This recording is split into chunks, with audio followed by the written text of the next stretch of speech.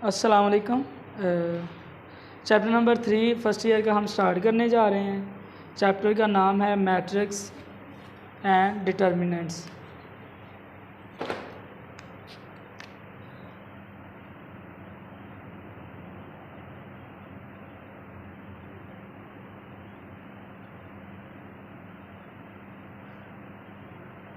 Matrix and determinants. तो ये दो हिस्सों पर मुश्तमिल है, एक मैट्रिसेस और एक डिटर्मिनेंट्स। तो सबसे पहले मैट्रिक्स की डेफिनेशन करते हैं हम लोग।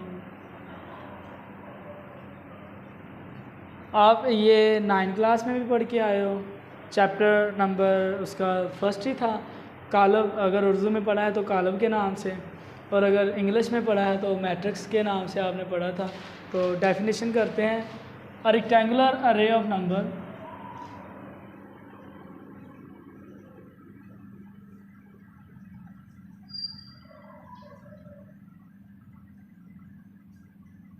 enclosed by square brackets.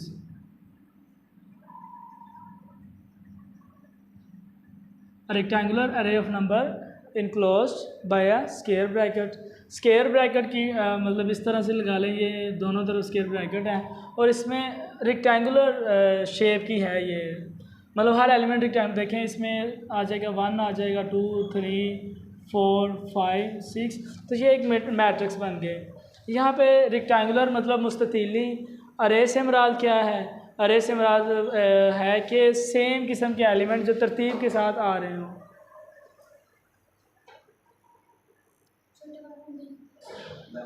तो यहाँ पे आपको समझ आ गई है ना डेफिनेशन की। रेक्टेंगुलर अरे of number enclosed bye square brackets. तो अच्छा, यहाँ पे ना जो चीज़ें समझने वाली हैं कि ये जो अंदर चीज़ें मतलब एलिमेंट 1, 2, 3, 4, 5, 6 इनका भी तो कोई ख़ास नाम है ना। तो ये सारे के सारे ये 1, 2, 3 या जो भी यहाँ पे हो सकता है, ज़रूरी नहीं 1, 2 हो, A, B, C हो सकती है, कोई भी एलिमेंट हो सकते हैं। जनरल एलिमेंट में हम इसे A11, A12, A13, A21, A22, A23 तो इस तरह का नाम देते हैं। तो इसका एक ख़ास नाम है जो आपने 9 क्लास में पढ़ा था, तो इन्हें एलिमेंट्स कहते हैं। ये सभी के लिए है कि ये सिर्फ दो नहीं बल्कि ये सारे के सारे क्या हैं, एलिमेंट्स हैं। अच्छा, उसके बाद एलिमेंट्स तो हो गए ये सारे। अब देखें दो तरीक़ों से जा रही है, एक तो सीधी लाइन जा रही है मतलब 1, 2, 3, और एक नीचे को आ रही है। तो अब इनका भी कोई ख़ास नाम होना चाहिए। ये जो सीधी है इसे हम कहते हैं रोज़, और ये जो नीचे आ रही है इसे कहते हैं कॉलम्स। ठीक है, जो सीधी लाइन है इन्हें रोज़ कहते हैं, और ये जो नीचे को आ रहे हैं ये कॉलम्स कहलाते हैं। अब देखें इनमें से डेफिनेशन आपको समझ आ गई है रेक्टेंगुलर अरेज की। फिर इसमें एलिमेंट आ गया, फिर इसमें रोज़ आ गई जो सीधी हॉरिजॉन्टल, इन्हें हम हॉरिजॉन्टल लाइंस कहते हैं, और ये वर्टिकल लाइंस हैं। तो वर्टिकल हॉरिजॉन्टल लाइन रोज़ कहलाएंगी, और जो वर्टिकल लाइंस हैं वो कहलाएंगी आपके कॉलम्स। अच्छा देखें, उसके बाद जो नेक्स्ट है वो आर्डर ऑफ मैट्रिक्स है।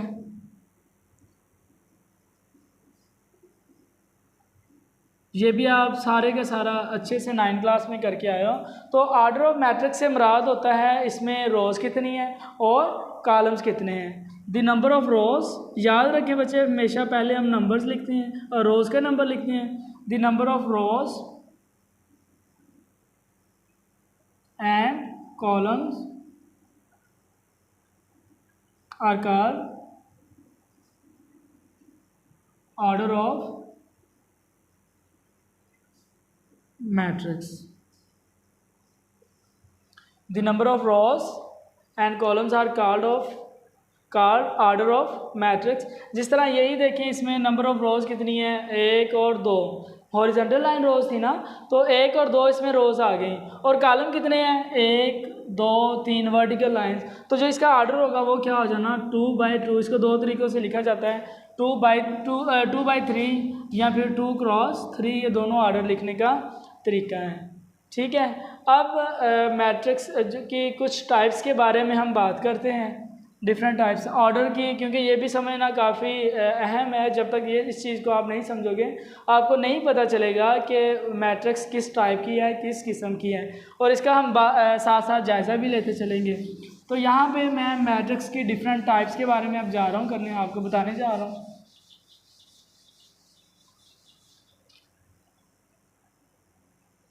Types of matrix. सबसे पहले जो टाइप आती है वो आती है row matrix.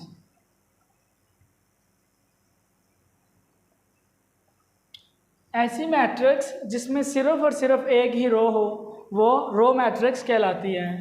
A matrix having only one row is called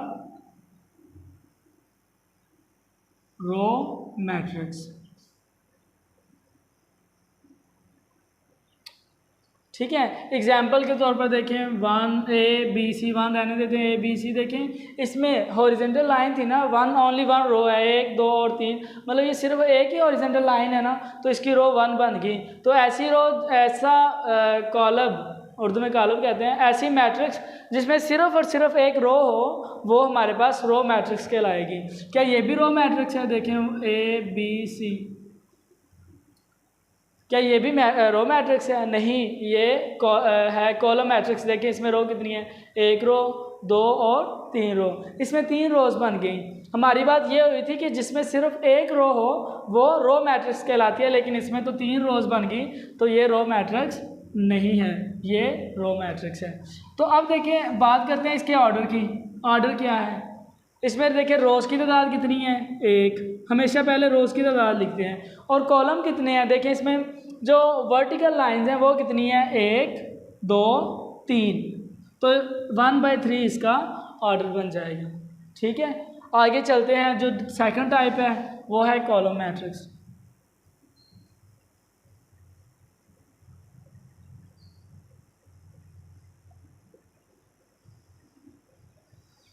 तो सेम जिसी तरह ऐसी मैट्रिक्स जिसमें एक रो थी वो रो मैट्रिक्स कहलाती थी, अब इसी तरह ऐसी मैट्रिक्स जिसमें सिर्फ और सिर्फ एक कॉलम हो वो कॉलम मैट्रिक्स कहलाएगी। A matrix having only one column is called column matrix. उसकी एग्जांपल पहले भी दी है, चले ये देखें 1 A B C, तो इसमें सिर्फ और सिर्फ एक कॉलम है। दोबारा से देखें रोज़ क्या होती हैं, हॉरिजॉन्टल लाइंस, और कॉलम क्या होते हैं, वर्टिकल लाइंस। तो देखिए इसमें सिर्फ और सिर्फ एक वर्टिकल लाइन है, तो हम इसे क्या कहेंगे, ये हमारे पास कॉलम मैट्रिक्स है। ठीक है, उसके बाद आ जाती हैं null matrix, type 3।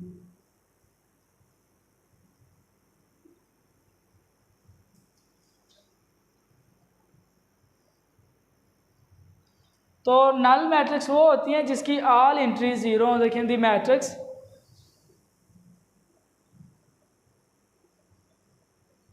Having all entries, entries इसे कह लें या एलिमेंट कह लें, ये देखें इसे, इसके दो नाम है, इसे एंट्रीज भी कहते हैं और इसे एलिमेंट्स भी कहते हैं, आपकी मर्जी है। हैविंग ऑल एंट्रीज कह लें या फिर एलिमेंट कह लें। All elements are zero then it is called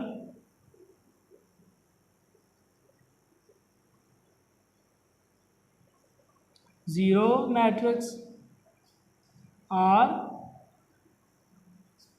null matrix। इसकी एग्जांपल देखें, इसकी एग्जांपल देखें, फ़र्ज़ करें यही आ जाता हमारे पास 0 0 0 0 ये हो जाए, या फिर 0 ये हो जाए, तो ये आपने बड़े अच्छे से 9th क्लास में इसकी काफ़ी ज़्यादा एग्जांपल थी।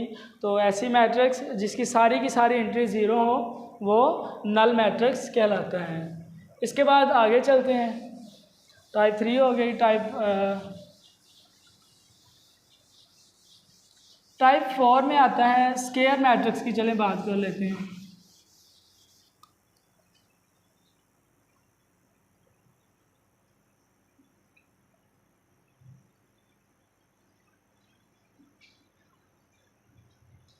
तो उसको इस तरह से डिफाइन करेंगे, इफ़ द नंबर ऑफ रोज, या ऐसे कर लें, the matrix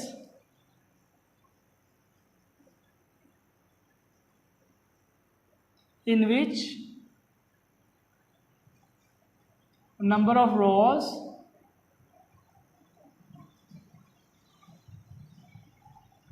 and columns are same, then the matrix is called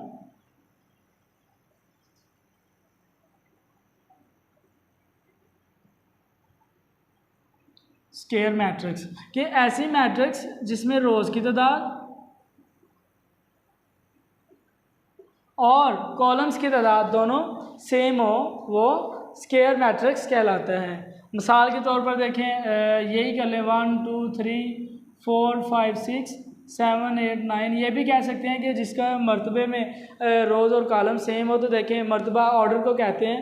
तो देखें इसमें रोज़ कितनी है, हॉरिजॉन्टल लाइंस 1 2 3, और इसमें कॉलम कितने हैं 1 2 3। तो इसका ऑर्डर क्या बन गया 3/3। तो जिसका ऑर्डर मतलब जिसमें रोज़ और कॉलम की तादाद सेम हो, तो वो हमारे पास स्क्वायर मैट्रिक्स कहलाता है। ठीक है, उसके बाद आगे आ जाता है rectangular matrix.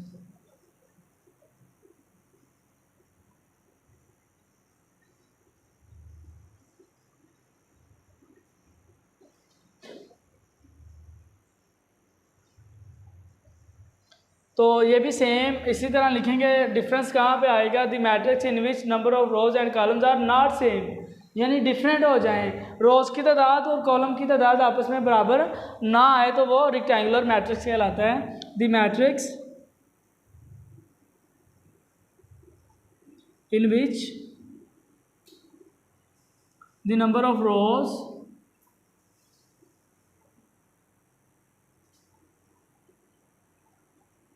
and columns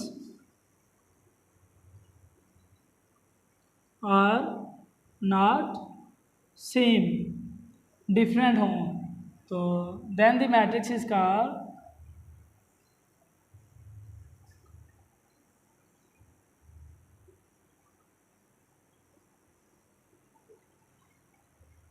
rectangular matrix।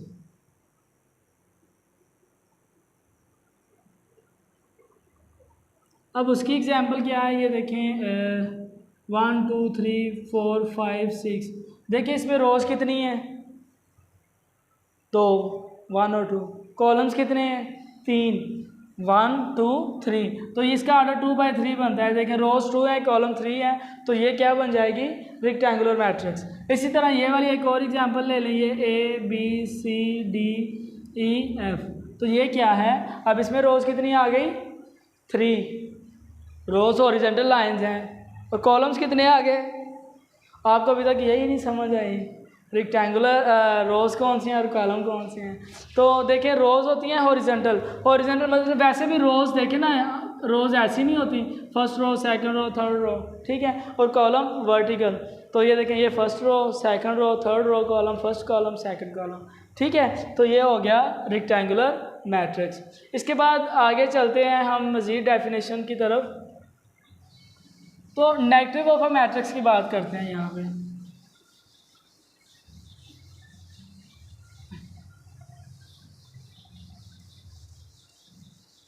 Negative of a matrix से मुराद है कि जो भी मैट्रिक्स आपको गिवन है आपने उसका नेगेटिव लेना। तो देखें 6 नंबर नेगेटिव ऑफ मैट्रिक्स। तो फर्ज करें late A be a matrix, then minus A is called negative of matrix।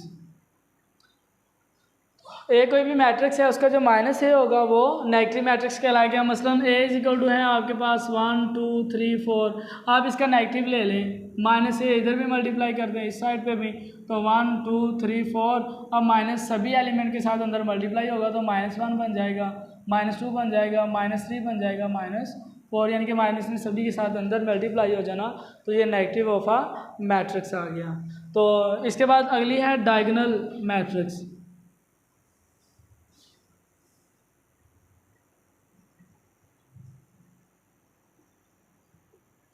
अच्छा, डायगोनल मैट्रिक्स के लिए सबसे पहले जो शर्त रखी है ना वो होती है स्क्वायर मैट्रिक्स की, ठीक है।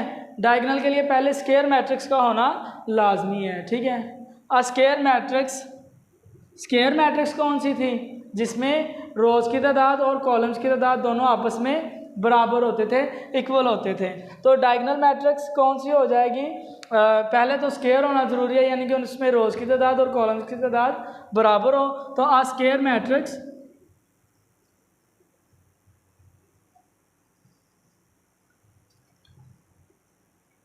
A is said to be diagonal matrix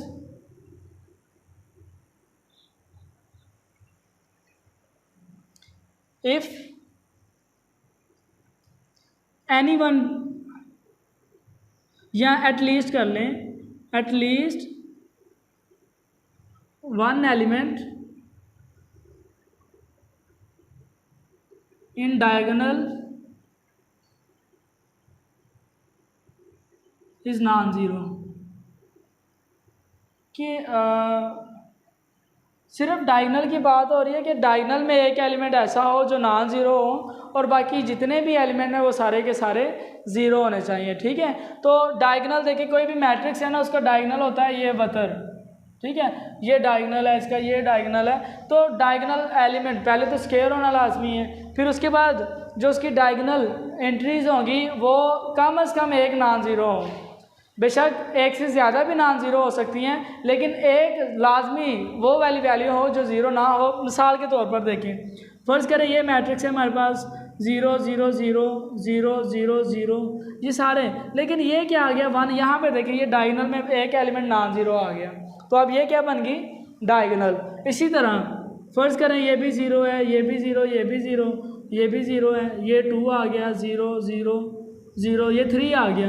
अब एटलीस्ट 1 की बात हुई थी, एटलीस्ट 1 की बात हुई थी, लेकिन यहाँ पे क्या आ गया, दो एलिमेंट्स ऐसे आ गए जो क्या है नॉन ज़ीरो है, ये भी नॉन ज़ीरो है और ये वाला भी नॉन ज़ीरो है। इस तरह ऐसा भी हो सकता है, मतलब 1 0 0 0 2 0 0 0 और ये 3, और ये भी अब क्या है, ये भी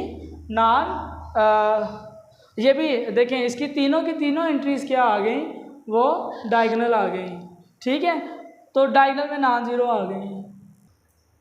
तो डायगोनल मैट्रिक्स की डेफिनेशन समझ आ गई कि पहले वो स्क्वायर मैट्रिक्स होनी चाहिए, फिर उसके डायगोनल एलिमेंट में कम से कम एक एलिमेंट ऐसा आ जाए जो नॉन ज़ीरो, जिस तरह यहाँ पे देखें एक एलिमेंट नॉन ज़ीरो था, कम से कम एक की बात हो रही है, एक से ज़्यादा भी हो सकते हैं, ठीक है ना, 2 हो सकते हैं, 3 हो सकते हैं। जरा यहाँ पे एक डायगोनल में नॉन ज़ीरो है, यहाँ पे 2 हैं, यहाँ पे तीनों ही हैं। तो ज़रूरी नहीं है कि ये ना आप समझ लें कि जो डायगोनल मैट्रिक्स है वो ऑर्डर 3/3 की, मतलब उसमें 3 रोज़ और 3 कॉलम्स ही होंगे, ज़्यादा भी हो सकते हैं, 4 रोज़ और 4 रोज़ और 4 कॉलम भी हो सकते हैं, और इस तरह 2 रोज़ और 2 कॉलम भी हो सकते हैं। लेकिन पहचान यही है कि जो इसके डायगोनल एलिमेंट्स हैं ना वो क्या होने चाहिए, कम से कम एक नॉन ज़ीरो। एटलीस्ट 1 का मतलब होता है कम से कम एक ऐसा एलिमेंट होना चाहिए जो नॉन ज़ीरो हो, ठीक है।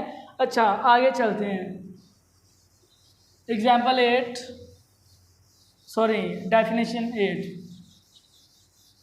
अच्छा, अब हम डायगोनल से स्टार्ट करेंगे।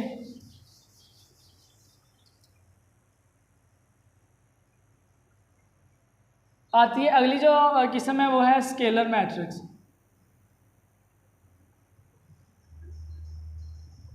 अब डायरेक्टली मैं ये कहूँगा कि अ diagonal matrix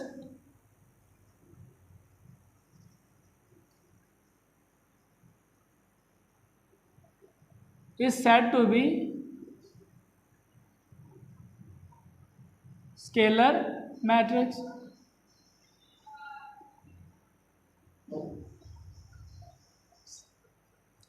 Said to be scalar matrix if all the entries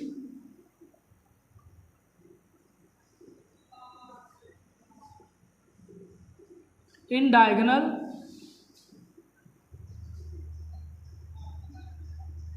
is a scalar except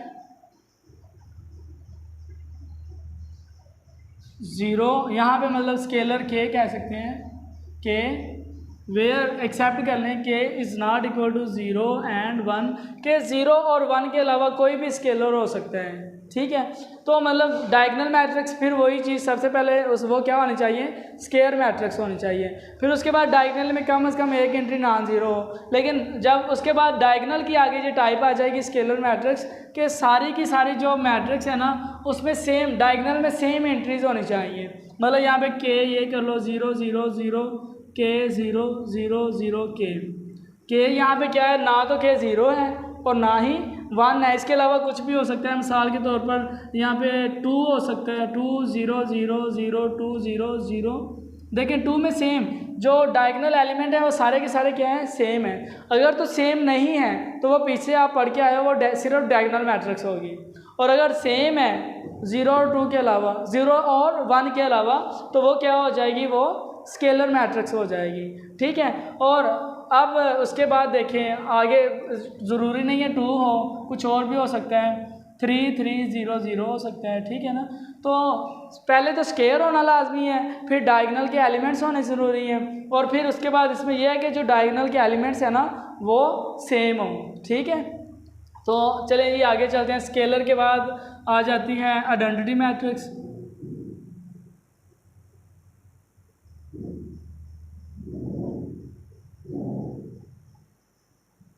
अच्छा, वो भी कहाँ से स्टार्ट करेंगे, सिंपली आपकी जो बुक है ना उसमें थोड़ी सी मतलब उन्होंने आई जे के लिहाज से ये डेफिनेशन लिखी है। बेशक आप बुक वाली कर लें या ये कर लें, जो भी आपको इजी लगे। तो आइडेंटिटी मैट्रिक्स की डेफिनेशन इस तरह से करते हैं, अ diagonal matrix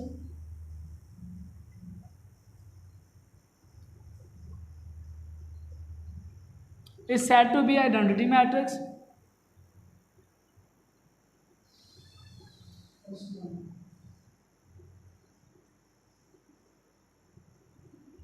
if all the entries in diagonal is 1, कि अगर डायगोनल में सारी की सारी एंट्रीज 1 हो जाए ना तो वो आइडेंटिटी वैसे भी 1 को कहते हैं, यूनिट को कहते हैं ना। तो अगर सारी की सारी एंट्रीज 1 हो जाएं, 1 1 और ये भी 1, बाकी एलिमेंट्स 0, तो ये क्या बन जाएगी, ये आइडेंटिटी मैट्रिक्स बन जाएगी। वही चीज़ पहले डायगोनल मैट्रिक्स हो तो डायगोनल वो होती है जो पहले स्केयर होनी चाहिए, फिर उसके बाद वो उसके जो डायगोनल में सारे के सारे एलिमेंट अगर तो सेम हो 1 के अलावा वो स्केलर बन जाएगी, और अगर 1 1 हो तो वो आइडेंटिटी बन जाएगी। तो ये डेफिनेशन थी। इसके बाद जो मैं लास्ट डेफिनेशन बताने जा रहा हूँ वो है ट्रांसपोज ऑफ अ मैट्रिक्स। तो ट्रांसपोज कैसे लेते हैं, सिंपली ये कह दें कि let A be a matrix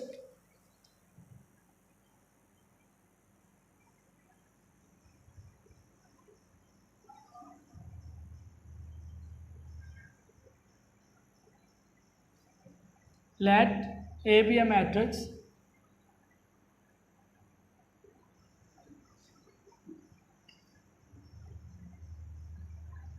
then A transpose is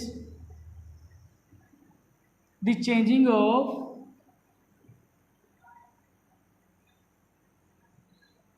rows into column